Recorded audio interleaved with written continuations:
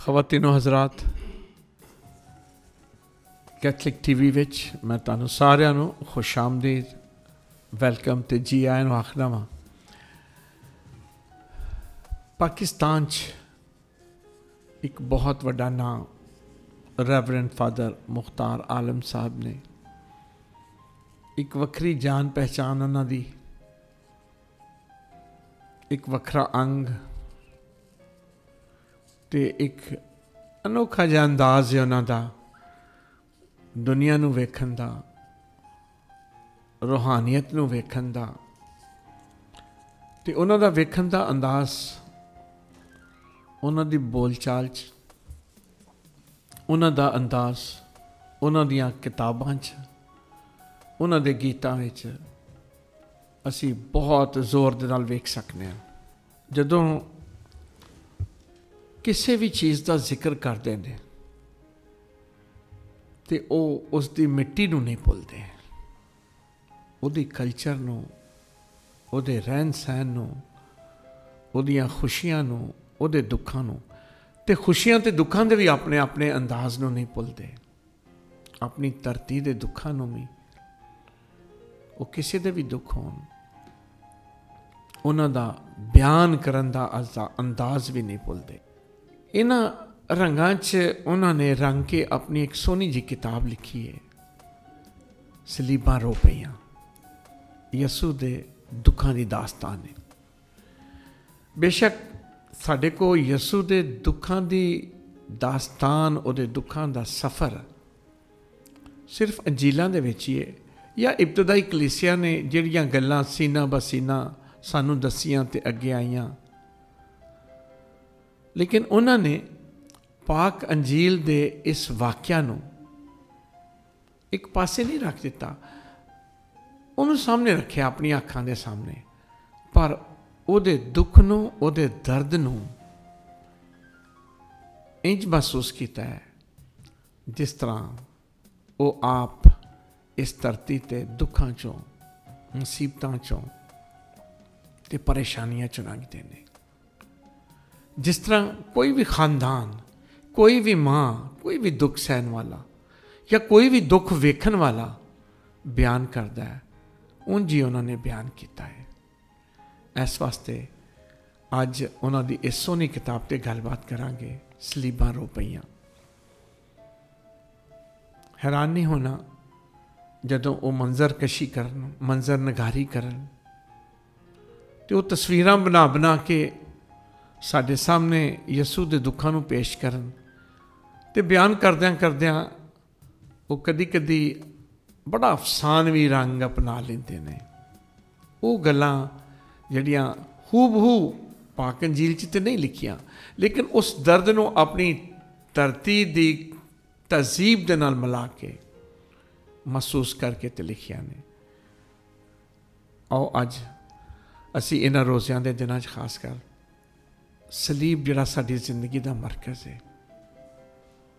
उहदे ते गौर करदे होया फादर मुख्तार आलम साहब की ज़बानी सुनिए कि उन्होंने ये सोहनी किताब सलीबां रो पईयां, इहदा एक टाइटल ही क्यों दिता है, तो इहदे अंदर वो किहड़ी कहानी है, वो किहड़े दुख ने, वो किहड़े दर्द ने जिहड़े उन्होंने परोए ने, उन्हां दा जिक्र सुनने। फादर जी कैथलिक टीवी दे विच बहुत बहुत वैलकम, खुश आमदीद ते जी आयां नूं। तुहाडी इस सोहनी किताब सलीबां रो पईयां, ये टाइटल कित्थों लिया जे ते क्यों लिया जे ते की इहदे अंदर परोया जे? बहुत शुक्रिया, तुसीं मेरा बड़ा मान वधाई जांदे हो ते मैनू मज़ा आ रहा है, बहुत शुक्रिया। मैं जदों ये पहली बारी पढ़िया या सुनिया कि उसने अपना खैमा आदमियों के दरमियान नस्ब किया, उस वेले तो मैनू ये शौक या चाह चढ़िया कि जे उसने खैमा या अपना घर कुल्ला साढ़े कोठियां दे नाल या साढ़े घरां दे विचकार बनाया है, तो फिर ओदी बोली साढ़े तो वखरी क्यों है? ठीक है। ओदा मुल्क साढ़े तो वखरा क्यों है? ओदा रहन बहन खाण पीण साथों वखरा क्यों है? ਤੇ ਮੈਂ ਚਾਹਾਂਗਾ ਕਿ ਮੁਕੱਦਸਾ ਮਰੀਮ ਸਾਡੀਆਂ ਕੁੜੀਆਂ 'ਚੋਂ ਇੱਕ ਕੁੜੀ ਹੋਵੇ। ਠੀਕ ਹੈ। ਸਾਡੇ ਸਾਹਮਣੇ ਉਹ ਯੂਸਫ ਨਾਲ ਵਿਆਹੀ ਜਾਵੇ ਔਰ ਉਹਦੇ ਵਤਨ ਤੋਂ ਜੋ ਪੈਦਾ ਹੋਵੇ ਉਹ ਕੋਈ ਇਲਾਹੀ ਜ਼ਾਤ ਹੋਵੇ, ਸਾਡਾ ਮਨਜੀ ਹੋਵੇ, ਜਿਹੜਾ ਇਨਸਾਨੀ ਜ਼ਾਤ ਵਿੱਚ। ਮਰੀਮ ਸਾਡੇ ਤੰਦੂਰਾਂ 'ਤੇ ਰੋਟੀਆਂ ਲਾਵੇ, ਸਾਡੇ ਖੂਹਾਂ ਤੋਂ ਪਾਣੀ ਭਰੇ ਔਰ ਸਾਡੀਆਂ ਔਰਤਾਂ ਨਾਲ ਬਹਿ ਕੇ ਆਪਣਾ ਦੁੱਖ ਸੁੱਖ ਵੰਡੇ ਔਰ ਜੋ ਕੁਝ ਵੀ ਉਹਦੇ ਕੋਲ ਅੱਛਾ ਹੈ ਉਹ ਹੱਥੋਂ ਹੱਥ ਲਿਆ ਔਰ ਹਾਸਿਲ ਕੀਤਾ ਜਾਵੇ। ਯਿਸੂ ਸਾਡੇ ਨਾਲ ਗੁੱਲੀ ਡੰਡਾ ਖੇਡਿਆ ਹੋਵੇ ਔਰ ਸਾਡੇ ਨਾਲ ਸਕੂਲੇ ਪੜ੍ਹਨ ਜਾਂਦਾ ਹੋਵੇ ਔਰ ਸਾਡੇ ਨਾਲ ਜਵਾਨ ਹੋਇਆ ਹੋਵੇ ਔਰ ਅਸੀਂ ਵੇਖੀਏ ਅਤੇ ਉਹਨੂੰ ਆਪਣੇ ਦਿਲਾਂ 'ਚ ਬਿਠਾਈਏ ਔਰ ਉਹਦੇ ਕੋਲੋਂ ਜਿਹੜੇ ਵੀ ਅੱਛੇ ਗੁਣ ਹੈ ਨੇ, ਗੱਲਾਂ ਦੇ, ਕੰਮਾਂ ਦੇ, ਆਉਣ ਜਾਣ ਦੇ, ਉੱਠਣ ਬਹਿਣ ਦੇ ਔਰ ਜ਼ਿੰਦਗੀ ਦੀ ਜਿਹੜੀ ਉਹਦੀ ਅਸਲ ਕਮਿਟਮੈਂਟ ਸੀ ਉਹਦਾ ਸੱਤ ਔਰ ਉਹਦਾ ਰਸ ਹਾਸਿਲ ਕਰੀਏ। ਇਹਨਾਂ ਚੀਜ਼ਾਂ ਤੋਂ ਹੀ ਇਹ ਤੁਸੀਂ ਅੱਜ ਇਹਨੂੰ ਕਿਤਾਬ ਦਾ ਨਾਂ ਦੇ ਦਿੱਤਾ ਹੈ। ਹੁਣ ਵਾਕਈ ਕਿਤਾਬੜੀ ਜੀ ਬਣ ਗਈ ਹੈ, ਲੇਕਿਨ ਇਹ ਮੈਂ ਹੀ ਸਾਂ। ਇੱਕ ਦਫਾ कैसे एक ज़माने च कभी हम खूबसूरत है ਤੇ ਵੀ ਸੋਹਣੇ ਹੋ ਜੀ। ਅੱਛਾ, ਤੇ ਇਹ ਦੁੱਖਾਂ ਦੀ ਕਹਾਣੀ ਪਹਿਲੇ ਇੱਕ ਕੈਸਟ ਬਣੀ ਸੀ ਉਦੋਂ ਮੈਂ ਸੈਮੀਨਰੀ ਸਟੂਡੈਂਟ ਸਾਂ, ਅਤੇ ਇਹ ਪੇਸ਼ਾਵਰ ਦੇ ਜ਼ਮਾਨੇ 'ਚ ਇਹ ਸਲੀਬਾਂ ਰੋਪਈਆਂ ਤਖਲੀਕ ਹੋਇਆ ਔਰ ਮੈਂ ਹਰ ਸਾਲ ਰੋਜ਼ਿਆਂ 'ਚ ਕੁਝ ਨਾ ਕੁਝ ਇਹਦੇ 'ਚ ਇਜ਼ਾਫਾ ਕਰਦਾ ਸਾਂ। 4-5 ਸਾਲਾਂ ਦਾ ਇਹ ਹਾਸਿਲ ਜਿਸ ਵੇਲੇ ਬਣ ਗਿਆ ਅਤੇ ਮੈਂ ਕਿਸੇ ਇੱਕ ਦੋ ਸਿਆਣਿਆਂ ਨੂੰ ਇਹ ਸੁਣਾਇਆ ਅਤੇ ਬਗੈਰ ਪੁੱਛਾਂ ਗਿੱਛਿਆਂ ਮੈਂ ਲਾਹੌਰ ਲੈ ਗਿਆ ਵੇਬ ਸਟੂਡੀਓ 'ਚ। ਠੀਕ ਹੈ। ਉਹਨਾਂ ਨੇ ਦੂਜਾ ਸਾਹ ਨਹੀਂ ਲਿਆ ਔਰ ਉਹਨਾਂ ਆਖਿਆ ਜੀ ਇਹ ਤਾਂ ਰਿਕਾਰਡ ਕਰਾਂਗੇ।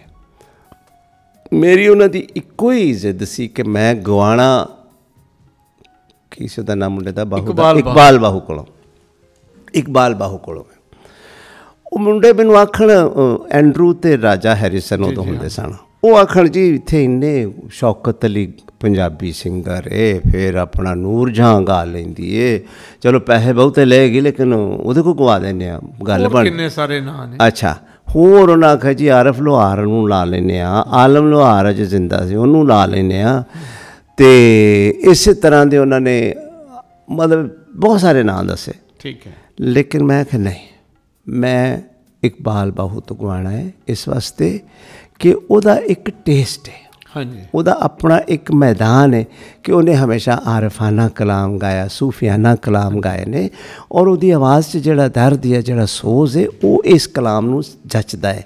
ਇਸ ਵਾਸਤੇ ਮੈਂ ਉਹਨਾਂ ਦਿਨਾਂ 'ਚੋਂ ਕਿਤੇ ਲਾਹੌਰੋਂ ਬਾਹਰ ਡਿਊਟੀ ਕਰਦਾ ਸੀ, ਬੈਂਕ ਦਾ ਮੁਲਾਜ਼ਮ ਸੀ। ਠੀਕ ਹੈ। ਉਹਨਾਂ ਹਫ਼ਤੇ ਭਰ ਦੀ ਭੱਜ ਦੌੜ ਤੋਂ ਬਾਅਦ ਇਕਬਾਲ ਬਾਹੂ ਲੱਭ ਲਿਆ, ਤਾਂ ਅਸੀਂ ਕੰਮ ਸ਼ੁਰੂ ਕੀਤਾ। ਸ਼ੌਕੀਆ ਜ਼ਹੀਰ ਅੱਗੇ ਹੀ ਉਹਨਾਂ ਦਿਨਾਂ 'ਚ ਕਿਸੇ ਵਜ੍ਹਾ ਤੋਂ ਸਟੂਡੀਓ ਨਾਲ ਜੁੜੀ ਹੋਈ ਸੀ, ਸ਼ੌਕਤ ਥਾਨਵੀ ਦੀ ਬੇਟੀ। ਠੀਕ ਹੈ। ਔਰ ਉਹ ਆਵਾਜ਼ ਸ਼ੌਕੀਆ ਜ਼ਹੀਰ ਦੀ, ਜਿਹਨੂੰ ਸੁਣਨ ਵਾਲੇ ਆਉਂਦੇ ਨੇ ਕੁਛ ਸਿਸਟਰ ਬੋਲਣ ਲਈ, ਕੁਛ ਸਿਸਟਰ ਬੋਲਣ ਲਈ। ਅੱਛਾ, ਉਹ ਮੁਸਲਿਮ ਲੜਕੀ ਸੀ ਔਰ ਔਰਤ ਸੀ ਉਸ ਵੇਲੇ, ਲੇਕਿਨ ਉਸਨੇ ਉਸ ਦਰਦ ਨੂੰ ਜਿਹੜਾ ਇੱਕ ਮਾਂ ਦਾ ਦਰਦ ਹੁੰਦਾ ਹੈ ਉਹ ਮਹਿਸੂਸ ਕੀਤਾ ਔਰ ਉਸਨੇ ਐਸਾ ਸੋਹਣਾ ਬੋਲੀ, ਕਿਆ ਬਾਤ ਹੈ। ਔਰ ਚੂੰਕਿ ਸਲੀਮਾਂ ਰੋ ਪਈਆਂ, ਮੈਂ ਮੁਕੱਦਸਾ ਮਰੀਮ ਦੇ ਤਰਫੋਂ ਇੱਕ ਬਿਆਨੀਆ ਬਣਾਉਣ ਦੀ ਕੋਸ਼ਿਸ਼ ਕੀਤੀ ਹੈ। ਠੀਕ ਹੈ। ਕਿ ਇਹ ਸਾਰੀ ਕਹਾਣੀ ਮਾਂ ਸੁਣਾ ਰਹੀ ਹੈ। ਬਿਲਕੁਲ ਠੀਕ ਹੈ ਨਾ, ਇੱਕ ਮਾਂ ਦੀ ਇਹ ਕਹਾਣੀ ਹੈ, ਉਹ ਮਾਂ ਪੰਜਾਬਣ ਹੈ। ਠੀਕ ਹੈ। ਇਹ ਸੋਚਦੇ ਹੋਇਆ ਕਿ ਅਗਰ ਅੱਜ ਇਹ ਵਕੂਆ ਸਾਡੇ ਪੰਜਾਬ ਦੇ ਕਿਸੇ ਪਿੰਡ ਜਾਂ ਸ਼ਹਿਰ ਵਿੱਚ ਹੋਵੇ ਔਰ ਉੱਥੇ ਇਸ ਨੌਜਵਾਨ ਗੱਭਰੂ ਦੀ ਮਾਂ ਵੀ ਹੋਵੇ ਔਰ ਉਹ ਬੈਠ ਕੇ ਪਹਿਲੂ ਤੇ ਆਖਰ ਤੱਕ ਇਸ ਕਹਾਣੀ ਦੇ ਨਾਲ ਟੁਰੀ ਹੋਵੇ, ਅਤੇ ਉਹਦੇ ਕੀ ਵਰਲਾਪ, ਉਹਦੀ ਕੀ ਗੁਫ਼ਤਗੂ, ਉਹਦਾ ਕੀ ਤੌਰ ਤਰੀਕਾ ਸੀ। ਇਹਦੇ ਵਿੱਚ ਮੈਂ ਖੁਦਾਵੰਦ ਯਿਸੂ ਮਸੀਹ ਦੀ ਜ਼ਿੰਦਗੀ ਦੇ ਪੁਰਾਣੇ ਮੰਜ਼ਰ ਵੀ ਜਿਹੜੇ ਪਹਿਲੇ ਸਲੀਬੀ ਮੌਤ ਵਾਕਿਆ ਤੋਂ ਪਹਿਲੇ ਦੇ ਨੇ ਉਹ ਵੀ, ਔਰ ਉਹਨਾਂ ਦੀ ਤਾਲੀਮਾਤ ਨੂੰ ਵੀ ਵਕਤਨ ਫਵਕਤਨ ਨਾਲ ਜੋੜਿਆ ਕਿ ਵਜ੍ਹਾ ਕੀ ਸੀ ਉਹਨਾਂ ਨੂੰ ਇਸ ਤਰ੍ਹਾਂ ਮਸਲੂਬ ਕਰਨ ਦੀ ਜਾਂ ਇਸ ਤਰ੍ਹਾਂ ਉਹਨਾਂ ਨਾਲ ਇਹ ਸਲੂਕ ਕਰਨ ਦੀ ਕਿ ਉਹ ਵਾਕਈ ਉਸ ਦੌਰ ਦੇ ਮਜ਼ਹਬੀ ਅਸ਼ਰਾਫੀਆ ਲਈ ਖਤਰਾ ਬਣ ਚੁੱਕੇ ਸਨ। ਠੀਕ ਹੈ। ਔਰ ਉਸ ਖਤਰੇ ਨੂੰ ਹਟਾਉਣ ਵਾਸਤੇ ਉਹਨਾਂ ਨੇ ਹਰ ਤਰੀਕਾ ਇਸਤੇਮਾਲ ਕੀਤਾ, ਝੂਠ ਦਾ, ਕੜਲ ਦਾ, ਰਿਸ਼ਵਤਾਂ ਦਾ, ਪੈਸਿਆਂ ਦਾ, ਔਰ ਪਾ ਲਾ ਕੇ ਉਹ ਪਿਲਾਤੂਸ ਨੂੰ ਇਸ ਗੱਲ 'ਤੇ ਲੈ ਆਏ ਸਨ ਕਿ ਇਹਨੂੰ ਸਲੀਬ ਹੀ ਦੇਣਾ, ਇਹਨੂੰ ਸਲੀਬ ਹੀ ਦੇਣਾ। ਹਾਲਾਂਕਿ ਇਹਨੂੰ ਮਿਟਾ ਹੀ ਦੇਣਾ। ਹਾਂ, ਰੋਮੀ ਹਾਕਮ ਦਾ ਇਹ ਕੋਈ ਸ਼ੌਕ ਨਹੀਂ ਸੀ, ਨਾ ਹੀ ਉਹਨੂੰ ਲੱਗਦਾ ਸੀ ਕਿ ਬੰਦਾ ਸਲੀਬੀ ਮੌਤ ਦਾ ਹੱਕਦਾਰ ਹੈ, ਕਿਉਂਕਿ ਸਲੀਬੀ ਮੌਤ ਬੜੀ ਅਖੀਰੀ ਸਜ਼ਾ ਸੀ ਜਿਹੜੀ ਆਮ ਕ੍ਰਿਮੀਨਲਸ ਨੂੰ ਨਹੀਂ ਦਿੱਤੀ ਜਾਂਦੀ ਸੀ, ਔਰ ਖ਼ਾਸ ਤੌਰ 'ਤੇ ਰੋਮੀਆਂ 'ਤੇ ਦਿੱਤੀ ਨਹੀਂ ਸੀ ਜਾਂਦੀ। ਬਹਰਹਾਲ ਇਸੇ ਤਰ੍ਹਾਂ ਦਾ ਇਹਦਾ ਕੋਈ ਸਿਆਕੋ ਸਬਾਕ ਸੀ, ਜਿਹੜਾ ਮੈਂ ਪਿਛੋਕੜ ਜਿਹਨੂੰ ਕਹਿ ਦਿੰਦੇ ਪਸ ਮੰਜ਼ਰ, ਅਤੇ ਉਹ ਮੈਂ ਦੱਸਣ ਦੀ ਕੋਸ਼ਿਸ਼ ਕੀਤੀ। ਇਸੇ ਤਰ੍ਹਾਂ ਇਹ ਆਈ, ਔਰ ਚूँकि मैं पहले अर्ज़ कर चुका कि मेरा एक मिजाज है कि मैं खुदावंद यीशु मसीह के दुखा नूं बड़ा सीरियस लैना। ठीक है। और उसनूं मैं हुण तक 2 मरसीए पेश कीते ने, और मैनू किसी ने पूछा जी सलेबां रो पईआं तो अच्छा कुछ लिख सकते हो तुसी इस मौजू ते? मैं कहा नहीं, हुण नहीं लिख सकता। एक मैं भी नहीं लिखना तो किसी भी नहीं लिखना। तो गल ये कि मैं ਇਹ ਕਿਹਾ ਸੀ ਜਦੋਂ ਇਹ ਬਣ ਕੇ ਉਦੋਂ ਕੈਸਟ ਆਈ ਸੀ। ਹਾਂਜੀ ਹਾਂਜੀ, ਔਰ ਬਹੁਤ ਲੋਕਾਂ ਦੇ ਵਿੱਚ।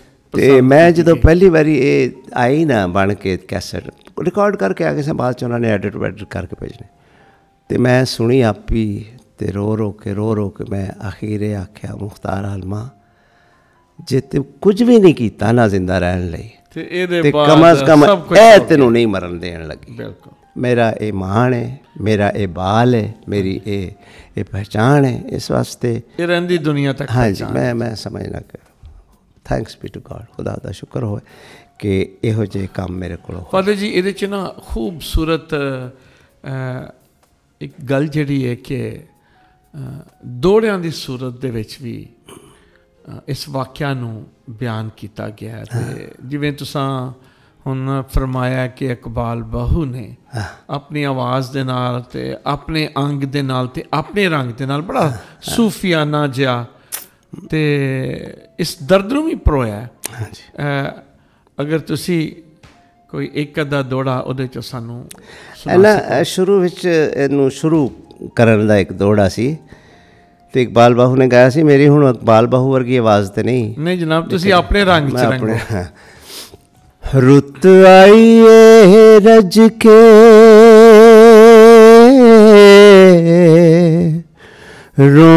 रोवण दी,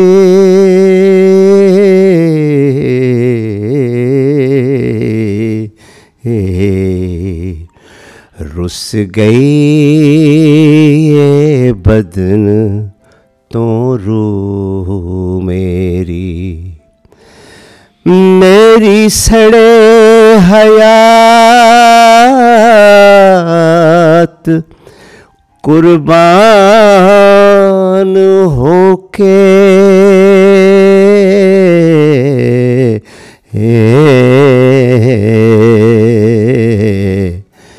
मिले यीशु दे नाल खुशबू मेरी, होवां टंगिया नाल सलीब उत्ते, सुने फेर दुनिया गुफ्तगू मेरी, छड़ दिया जहान दी शान सारी, हो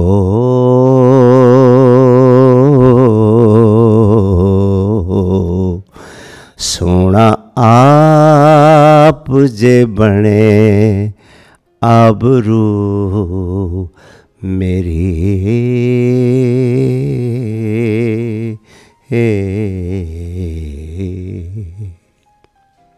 ਬਹੁਤ ਅੱਛਾ ਫਾਦਰ ਜੀ, ਬਹੁਤ ਅੱਛਾ। ਅੱਛਾ ਫਾਦਰ ਜੀ, ਇਹਦਾ ਸਲੀਬਾਂ ਰੋਪਈਆਂ ਜਦੋਂ ਕੈਸਟ ਦੀ ਬਣਾਈ ਗਈ ਸੀ ਅਤੇ ਇਹਦੇ ਵਿੱਚ ਬਹੁਤ ਸਾਰੇ ਅੰਗ ਅਤੇ ਰੰਗ ਭਰੇ ਗਏ ਨੇ। ਕਿਤੇ ਦੋਹੜਿਆਂ ਦੀ ਸੂਰਤ ਦੇ ਵਿੱਚ ਅਤੇ ਕਿਤੇ ਇੱਕ ਬਿਆਨੀਆ ਬਣਾਇਆ ਗਿਆ ਕਹਾਣੀ ਦੀ ਸੂਰਤ 'ਚ, ਵਾਕਿਆ ਦੀ ਸੂਰਤ ਦੇ ਵਿੱਚ। बड़ी मंजरकशी की गई है। तो जिस तरह मैं पहले भी क्या है कि इनू फलस्तीन ते यरूशलेम दे विच होने वाला वाक़या उन्हों पंजाब दे दुख दर्द दे रंग च रंगन की कोशिश की है। तुसी कुछ एक अदा कोई जरूर साढ़े लिए पढ़ोगे जिथों महसूस हो सके कि भाई अच्छा ए शुरू विच ना जी ए जदों सलीबी मंजर शुरू होने वाला है उस पाक हफ्ते की गल है, खजूरां दे इतवार तो बाद जड़े शुरू होंदे। हाँ जी।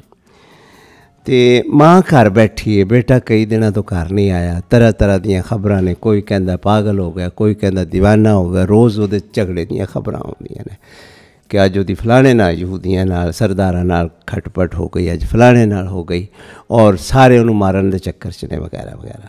एक माँ तो की गुजरती है। राहियो ते मुसाफिरो इधर निगाह करो, ए चावां ते रीझां च रुझी हुई दुनिया, मेरी उजड़ी दुनिया ते विचार करो। है किसे होर दा दुख मेरे वांगू, मेरियां अखां वग वग के सुक गईयां ने, मेरा बदन पीड़ा नाल कुटिया होया है ते मेरी जान ढाडी असुरदा है, मेरी सारी ताकत खुस गई है ते मैं घुड़ खादी लक्कड़ जई हो गई हाँ। अपने पुत्र दा मैं किवें दसां, ओदी बेऐब जवानी नाल जेड़े वैरिया माहौल कीते ने उन्हां दा की दसां।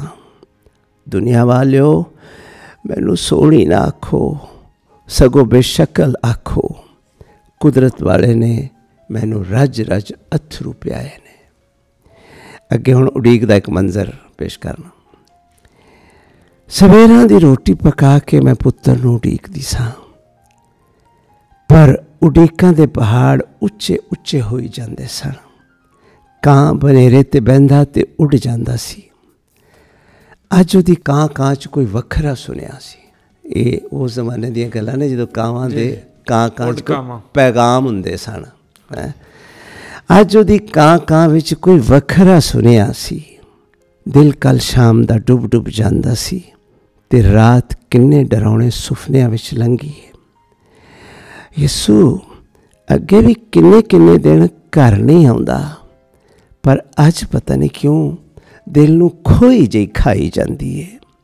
सवेरे सवेरे आटा भुड़किया, फिर अग चुगलियां कर लग पई ते हुण अख घड़ी मुड़ी फरकदी है ते दिल डर डर जाता है, रब जाने की होने वाला है।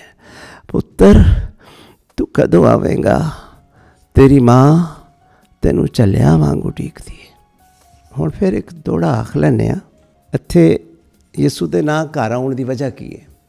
मैं ना एक जगह ते एक लैक्चर च यसू नाल थोड़ा जा आडा ला बैठा भी, यार तू अपनी माँ नूं माँ क्यों नहीं कहंदा, खातून औरत। और जदों पिछे जांदी है लभण ते मजमे च खलोते वाज फरमा रहे ने, तो किसी कहा कि तेरी माँ बाहर आई है, कौन है मेरी माँ। मैं कहा यार इस तरह मामा लिए बोली दिया ने, ऐ मेरी मामा ते ऐ मेरी मामा, वो मेरी माँ है जो खुदा का कलाम सुनती है और सुनता और उस पर अमल। मैं कहा ये नालों वड्डा किसने सुनना, तो ये नालों किन्ने बहुत वड्डा अमल किया है, हैं तो इन्हूं माँ क्यों नहीं आंदा। बाद विच मैं अपने आप को आप समझाया कि ये वो हस्ती ने जेड़े छोटियां छोटियां गल्लां च नहीं उलझते कि अपनी माँ का ही होके रह गया, चूँकि सारी दुनिया उन्हें अपने गल पा ली सी। इस वास्ते ये बहुत छोटा स्टेशन सी उहदे वास्ते। बेशक माँ का रुतबा अपनी जगह ते, लेकिन उहदे कोल इन्ना टाइम ही नहीं सी कि वह आके माँ को बैठा रहिंदा। जे उत्थे बैठा रहिंदा माँ तो फिर मिशन पूरा नहीं, माँ तो फिर भी राजी राजी सी, आखिरी दमा तक गई है, लेकिन ये काम नहीं सी होना जिहड़ा वो करना चाह रहा सी। ते ओदी मैं एक ये तो बहुत पहले दा लिखा है, लेकिन यह कल की गल है जदों मैं इस नुकते ते पहुंचा। जिन्ना आप खुदाई दा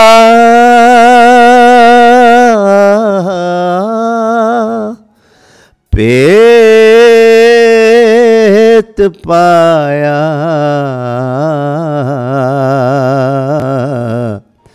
पेत उन्हां दा किसे की पावना,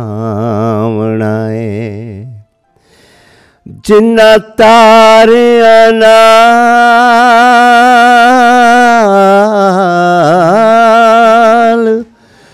गुजरान कीते उन्हां सूरजां विच लुक जावना है। रहे लभदे कई आसमान होनू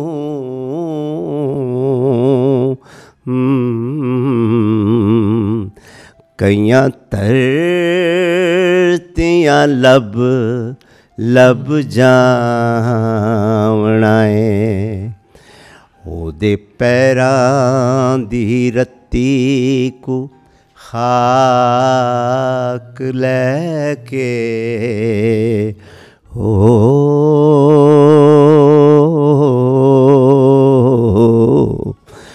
लोकां इल्म शनास सदावना है।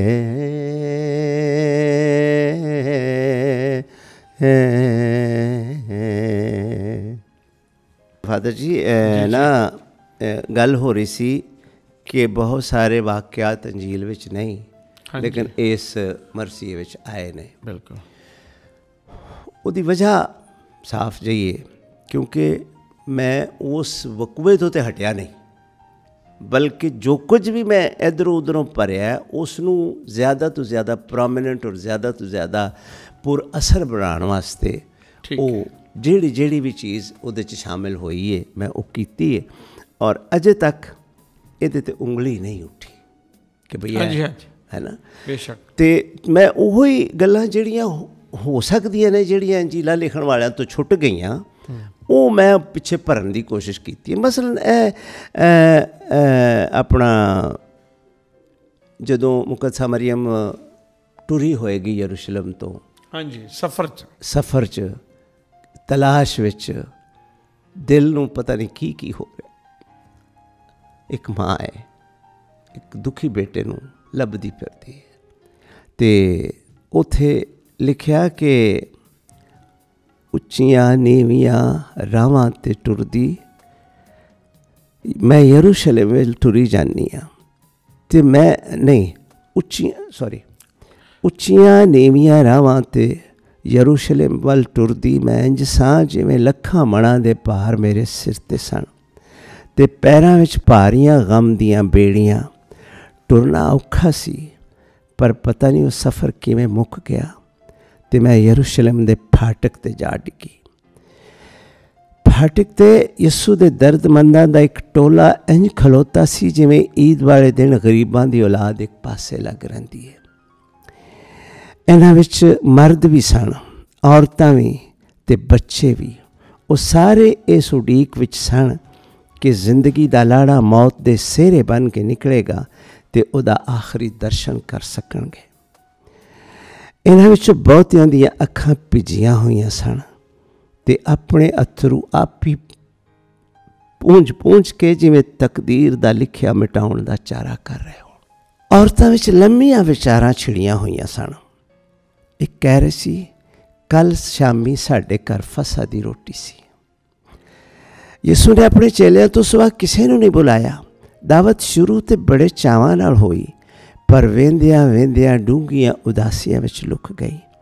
ते जदों शाम राणी सारियां सुरमेदानियां लैके निकली ते वो खुलियां खुलियां अखां नाल अपने चेलियां वल वेख रहा सी, पर नहीं, इंज लगदा सी जिवें वो बड़ी दूर कुछ होर वेख रहा होवे, जिवें डुबदा सूरज अखियां चुक चुक के अड्डियां चुक चुक के अखियां पुट पुट के आसमान दा दूजा किनारा वेखदा होवे जिथों वो कल फिर रुकेगा। उसकी आवाज़ विच विछोड़े दियां पीड़ां चुभदियां सन, ते वो बड़े टुट्टे लहजे नाल कह रहा सी, मैं तुहाडा गुरु होके तुहाडे पैर धोते ने, तुसी भी इंज करया करो। फिर उस रोटी फड़ी ते उहदे हथ कंबदे सन। ਉਹਦੇ ਹੋਠਾਂ 'ਤੇ ਵੀ ਕੰਬਣੀ ਖੇਡ ਰਹੀ ਸੀ ਅਤੇ ਅੱਖ ਸਮੁੰਦਰਾਂ ਵਿੱਚ ਹੰਝੂਆਂ ਦੇ ਹੜ੍ਹ ਕਿਨਾਰਿਆਂ ਤੋਂ ਪਰਾਂ ਪਰਾਂ ਠਾਠਾਂ ਮਾਰਦੇ ਸਨ। ਅਤੇ ਉਹ ਕਹਿ ਰਿਹਾ ਸੀ, ਲਓ, ਅਤੇ ਰੋਟੀ ਇੰਝ ਤਰੋੜੀ ਜਿਵੇਂ ਉਹ ਆਪ ਵੀ ਟੁੱਟ ਕੇ ਠੀਕਰੀਆਂ ਹੋ ਗਿਆ ਹੋਵੇ। ਅਤੇ ਉਸ ਆਖਿਆ, ਇਹ ਮੇਰਾ ਬਦਨ ਹੈ ਤੁਹਾਡੇ ਵਾਸਤੇ। ਫਿਰ ਉਹਨੇ ਅੰਗੂਰ ਦੀ ਮੈਅ 'ਤੇ ਕੁਝ ਇਹੋ ਜਿਹਾ ਪੜ੍ਹਿਆ ਕਿ ਪੀਣ ਵਾਲਿਆਂ ਨੂੰ ਇੰਝ ਲੱਗਾ ਜਿਵੇਂ ਯਿਸੂ ਦਾ ਲਹੂ ਉਹਨਾਂ ਦੀਆਂ ਰਗਾਂ 'ਚ ਦੌੜਨ ਲੱਗ ਪਿਆ ਹੈ। ਫਿਰ ਉਸ ਇੱਕ ਠੰਡੀ ਹਾ ਭਰੀ ਅਤੇ ਆਖਿਆ, ਅਫਸੋਸ, ਤੁਹਾਡੇ ਵਿੱਚੋਂ ਇੱਕ ਮੈਨੂੰ ਫੜਵਾਏਗਾ। ਅਤੇ ਉਹਦੀ ਹਾ ਨੇ ਸਾਰਿਆਂ ਨੂੰ ਬੁਝਾ ਕੇ ਠੰਡਾ ਕਰ ਦਿੱਤਾ ਅਤੇ ਉਹ ਚੁੱਪ ਜੇ ਕਰ ਗਏ ਅਤੇ ਇੱਕ ਦੂਜੇ ਵੱਲ ਸਵਾਲੀ ਅੱਖਾਂ ਨਾਲ ਵੇਖਣ ਲੱਗ ਪਏ। ਅਤੇ ਅਖੀਰ ਟੇਵਾ ਯਹੂਦਾ 'ਤੇ ਟਿੱਚ ਬੈਠਾ ਅਤੇ ਜਿਵੇਂ ਉਹ ਮਹਿਮਾਨ ਖਾਨੇ ਵਿੱਚੋਂ ਨਿਕਲ ਕੇ ਰਾਤ ਦੀ ਹਨੇਰੀ ਮਕਰੂ ਜ਼ੁਲਫਾਂ ਵਿੱਚ ਗਵਾਚ ਗਿਆ ਅਤੇ ਸਾਰੀ ਮਹਿਫਲ ਉੱਜੜ ਪੁੱਜੜ ਗਈ। ਜਿਵੇਂ ਭੇਡਾਂ ਦੇ ਵਾੜੇ ਵਿੱਚ ਬਘਿਆੜ ਆਵੜੇ ਅਤੇ ਉਹ ਤਿੱਤਰ ਬਿੱਤਰ ਹੋ ਜਾਂਦੀਆਂ ਨੇ।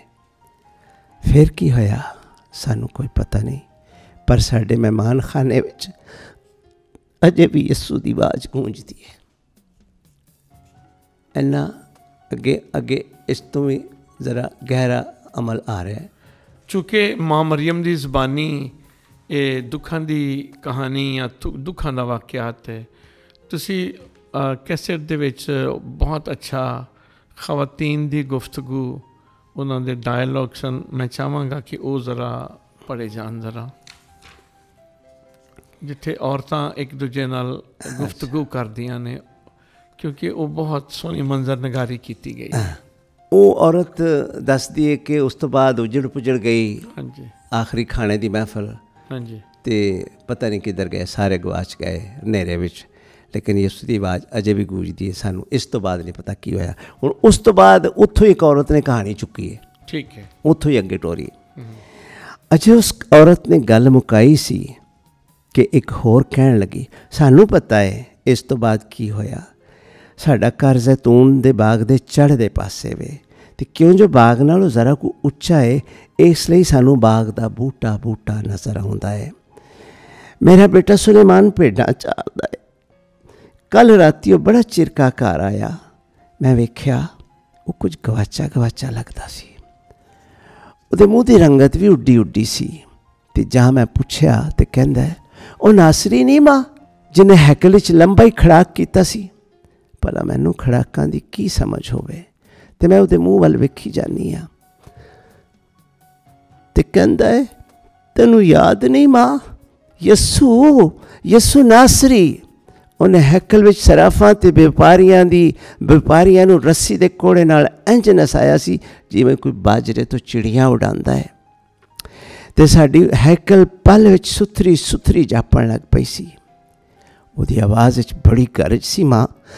ਉਹ ਬੋਲਦਾ ਸੀ ਅਤੇ ਇੰਝ ਲੱਗਦਾ ਸੀ ਜਿਵੇਂ ਬੱਦਲ ਗੱਜਦਾ ਹੈ ਜਾਂ ਜਿਵੇਂ ਰੱਬ ਖੁਦਾਵੰਦ ਬੋਲਦਾ ਹੈ। ਪਰ ਅੱਜ ਪਤਾ ਨਹੀਂ ਉਹਨੂੰ ਖੌਰੇ ਕਿਹੜੀ ਬਿਮਾਰੀ ਲੱਗ ਗਈ ਹੈ।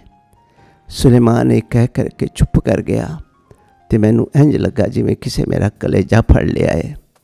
ਅਤੇ ਮੈਂ ਬੜੀ ਸ਼ਤਾਬੀ ਨਾਲ ਉੱਠ ਨੱਸੀ। ਬੜੀ ਸ਼ਤਾਬੀ ਨਾਲ ਮੈਂ ਪੁੱਛਿਆ, ਬੇਟਾ ਕੀ ਹੋਇਆ ਯਿਸੂ ਨਾਸਰੀ ਨੂੰ? ਅਤੇ ਉਹ ਮੈਨੂੰ ਬਾਹੋਂ ਫੜ ਕੇ ਬਾਹਰ ਲੈ ਆਇਆ ਅਤੇ ਬਾਗ ਵੱਲ ਇਸ਼ਾਰਾ ਕਰਕੇ ਕਹਿੰਦਾ ਹੈ, ਉਹ ਵੇਖ ਮਾਂ।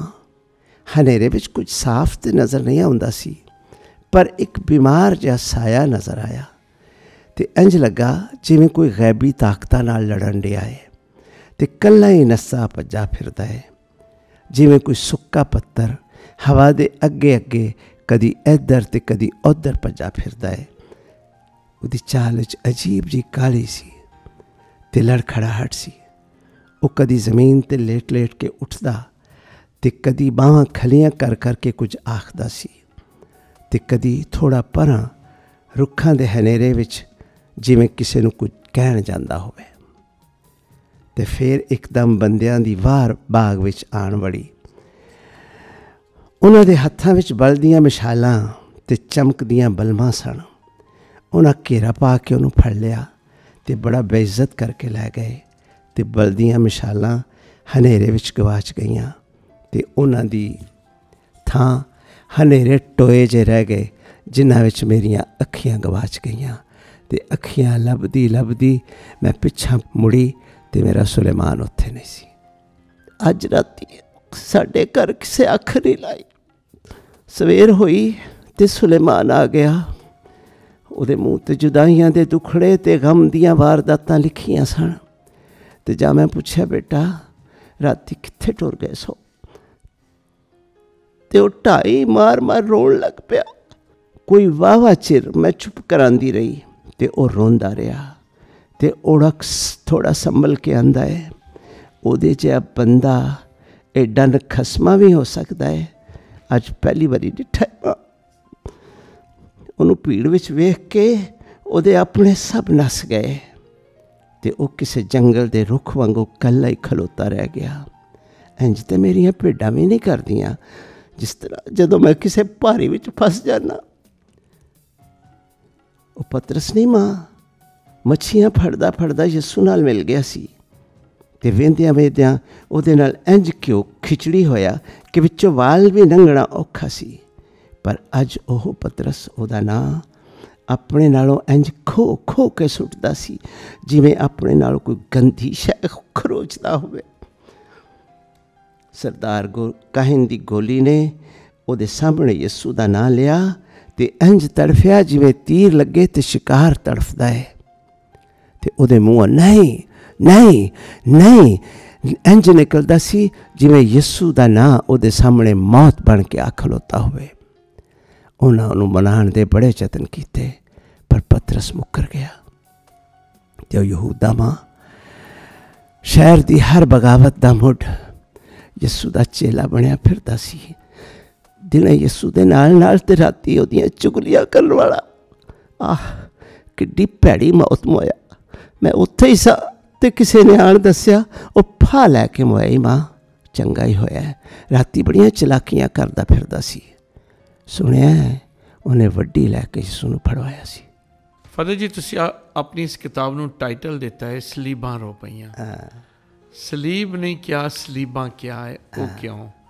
ਸਲੀਬ ਜੇ ਇਹਨੂੰ ਜਨਰਲ ਕਨਸੈਪਟ ਵਿੱਚ ਲਈਏ ਤੇ ਮੈਂ ਤੇ ਹਰ ਬੰਦੇ ਨੂੰ ਸਲੀਬ ਸਮਝਣਾ। ਹਰ ਇਨਸਾਨ ਨੂੰ ਸਲੀਬ, ਹਰ ਫਰਜ਼ ਨੂੰ ਸਲੀਬ ਸਮਝਣਾ, ਹਰ ਜ਼ਿੰਮੇਦਾਰੀ ਨੂੰ ਸਲੀਬ। ਅਗਰ ਮਖਸੂਸ ਉਸ ਕੰਟੈਕਸਟ 'ਚ ਲਿਆ ਜਾਵੇ ਤੇ ਉੱਥੇ ਤਿੰਨ ਤੇ ਖਲੋਤੀਆਂ ਸਨ। ਜੀ ਜੀ, ਤਿੰਨ ਸਲੀਬਾਂ ਤੇ ਖਲੋਤੀਆਂ ਸਨ। ਯਿਸੂ ਜੀ ਤੇ ਦੋ ਡਾਕੂ। ਹਾਂਜੀ। ਤੇ ਸਲੀਬਾਂ ਨੂੰ ਤੇ ਨਹੀਂ ਪਤਾ ਕੌਣ ਟੰਗਿਆ, ਕਿਹਦੇ ਨਾਲ ਕੀ ਹੋਣ ਡਿਆ ਹੈ, ਲੇਕਿਨ ਉਸ ਦੁੱਖ ਨੂੰ, ਉਸ ਕਰਬ ਨੂੰ, ਉਸ ਵਾਕਿਆ ਨੂੰ ਗਹਿਰਾ ਕਰਨ ਵਾਸਤੇ ਇੱਕ ਤਸ਼ਬੀਹ ਦਿੱਤੀ ਹੈ ਕਿ ਲੱਕੜ ਵੀ ਰੋ ਪਈ, ਸਲੀਬਾਂ ਵੀ ਰੋ ਪਈਆਂ, ਪੱਥਰ ਵੀ ਰੋ ਪਏ। ਹਾਂਜੀ, ਉਹ ਜਿਸ ਤਰ੍ਹਾਂ ਅੰਜੀਲ 'ਚ ਮੰਜ਼ਰ ਨਿਗਾਰੀ ਹੋਈ ਹੈ ਕਿ ਜੀ ਬਾਰਿਸ਼ ਆਈ, ਤੂਫਾਨ, ਸਾਰੀ ਕਾਇਨਾਤ ਹਿਲ ਗਈ। ਹਾਂਜੀ ਫਾਦਰ ਜੀ, ਕਿਤਾਬ ਦੇ ਆਖਰੀ ਸਫ਼ਿਆਂ 'ਚ ਨਾ ਜਦੋਂ ਯਿਸੂ ਦੀ ਰੂਹ ਪ੍ਰਵਾਸ ਕਰਦੀ ਹੈ, ਉਹਦੀ ਮੰਜ਼ਰ ਨਿਗਾਰੀ ਬਹੁਤ ਸੋਹਣੀ ਕੀਤੀ ਹੈ, ਉਹ ਥੋੜ੍ਹਾ ਬਿਆਨ ਕਰੋਗੇ? ਆਖਿਰ ਪੈਂਡਾ ਮੁੱਕ ਗਿਆ, ਕਲਵਰੀ 'ਤੇ ਪਹੁੰਚ ਗਏ। ਆਖਿਰ ਪੈਂਡਾ ਮੁੱਕ ਗਿਆ। ਮੈਂ ਵੇਖਿਆ ਤੇ ਉਹਦੇ ਕੱਪੜੇ ਉਹਦੇ ਤਨ 'ਤੇ ਨਹੀਂ ਸਨ ਤੇ ਪਿੰਡੇ ਦੇ ਫੱਟ ਥਾਂ ਥਾਂ ਤੋਂ ਲਹੂ ਰੋਂਦੇ ਸਨ ਤੇ ਉਹ ਅੱਖਾਂ ਨੀਵੀਆਂ ਕਰਕੇ ਜ਼ਮੀਨ ਵੱਲ ਵੇਖ ਰਿਹਾ ਸੀ। ਮੇਰੇ ਸਾਹਮਣੇ ਉਹਨਾਂ ਖਿੱਚ ਕੇ ਉਹਨੂੰ ਜ਼ਮੀਨ 'ਤੇ ਸੁੱਟਿਆ ਤੇ ਸੂਲੀ 'ਤੇ ਲਿਟਾ ਕੇ ਉਹਦੇ ਹੱਥਾਂ ਪੈਰਾਂ ਵਿੱਚ ਕਿੱਲ ਠੋਕਣ ਲੱਗ ਪਏ। ਸੱਟਾਂ ਵੱਜਦੀਆਂ ਰਹੀਆਂ ਤੇ ਮਾਂ ਦਾ ਕਲੇਜਾ ਛਾਨਣੀ ਛਾਨਣੀ ਹੁੰਦਾ ਰਿਹਾ ਤੇ ਉਹਦੀਆਂ ਚੀਕਾਂ ਸੁਣ ਸੁਣ ਕੇ ਸਲੀਬਾਂ ਵੀ ਰੋ ਪਈਆਂ। ਕਿੱਲਾਂ ਜੜੀਆਂ ਗਈਆਂ, ਯਿਸੂ ਸੂਲੀ 'ਤੇ ਕੜਿਆ ਗਿਆ। ਫਿਰ ਸ਼ਤਾਬੀ ਨਾਲ ਉਹਨਾਂ ਸੂਲੀ ਨੂੰ ਹਵਾ 'ਚ ਖਿਲਾਰ ਦਿੱਤਾ। ਅਬਲੀਸ ਦੇ ਰਾਜ ਦਾ ਝੰਡਾ, ਜਗ ਦੇ ਗੁਨਾਹ ਦਾ ਨਿਸ਼ਾਨ ਤੇ ਮੌਤ ਦੀ ਫਤਹ ਦਾ ਅਲਮ ਸੂਲੀ ਮੇਰੇ ਬੇਅਬ ਯਿਸੂ ਨਾਲ ਇੱਕ ਮਿਕ ਹੋ ਗਈ ਹੈ। ਚਵਾਂ ਪਾਸੇ ਹੁਜਤਾਂ, ਬਖੇੜੇ, ਬੋਲੀਆਂ ਤੇ ਮਿਹਣੇ ਸਨ। ਮੇਰੇ ਲਹੂ ਦਾ ਇਹ ਤਮਾਸ਼ਾ ਕੋਈ 3 ਘੰਟੇ ਹੁੰਦਾ ਰਿਹਾ। ਯਿਸੂ ਅੱਖਾਂ ਪੁੱਟ ਕੇ ਆਸਮਾਨ ਵੱਲ ਵੇਖਿਆ ਤੇ ਉਹਦੀ ਚਾਂਗਰ ਨਿਕਲ ਗਈ एली एली एली लमा शबक्तनी। बाबा बाबा बाबा तू मैनू क्यों छड्ड दित्ता बाबा। इन्ना सुन के एक हंसता हंसता आया तो दी पसरे विच बरछा मार के इस खूनी दास्तान दा आखिरी अखर भी लिख गया। ये वेख के सूरज लुक गया ते बदला ने हर पासे हनेरा ताण दिता। फिर हनेरी चुली, फिर बदल गजया, फिर हर पासे बिजली कड़की ते मींह ते चंद्रे दा इहो जिहा तूफान लथा कि दुनिया तरास तरास करदी उठ नसी। पर तूफान दे रौले विच मेरे यस्सू दी आवाज़ भी गूंजदी सी, बाबा बाबा बाबा। फिर उसकी रूह परवास कर गई ते तौण लटक गई। बहुत बहुत शुक्रिया फादर जी। एडी सोहनी किताब लिखन दे वास्ते असी तुहानू मुबारकबाद भी देने। एदी कैसेट भी बनी। अज कोई रोज़ियां दा ऐसा मौसम नहीं है जिदे विच दुखां दे इस बयान दा चर्चा ना होए जिहड़ा तुहाडी इस किताब विच ते तुहाडे इस कैसेट दे विच कि सलीबां रो पईयां। मेरा अपना एक ईमान ते अकीदा है कि तुहाडा ये शाहकार जिहड़ा है आपे भी सदा जिंदा रहेगा ते इहदे विच तुसीं भी सदा जिंदा रहोगे। लोकां दा प्यार यसू दे दुखां दे नाल है, वो तो मुक्कन वाला नहीं है। तो तुसी अपने अंदाज ते सोहने ते अनोखे अंदाज नाल उहदे दुख नालों एक जुबान दिती है ते बयान किया है। ना यसू दे दुख मुकने ने क़यामत सिद्धां, बल्कि उहदे पार भी, क्योंकि निजात दी कहानी तो मुक्कन वाली नहीं है। ना ये मुकने ने ते ना तुसा मुकना है। सदा जिउंदे रहो। बहुत बहुत शुक्रिया। ख़वातीन हज़रात, आखिर दे विच असी फादर जी कोलों वो दौड़ा सुनांगे जिहड़ा कि इस कैसेट ते इस किताबचे दा आखिरी दौड़ा है। लिखी गई किताब ए जिंदगी दी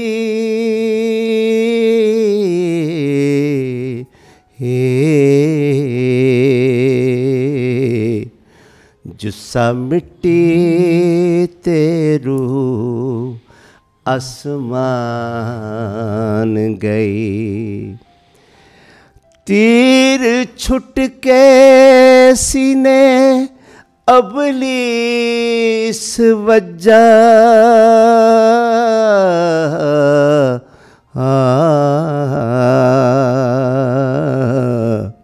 जदों बदन दी चुकी कमान रही। धोते लहू दे नाल बदकार गए,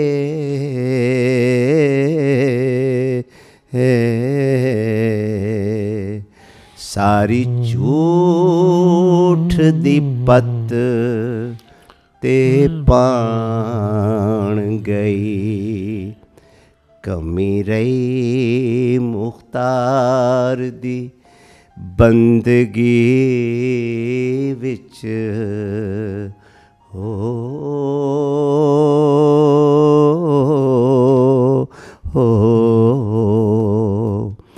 जिदी अजे भी फड़ी जुबान रही।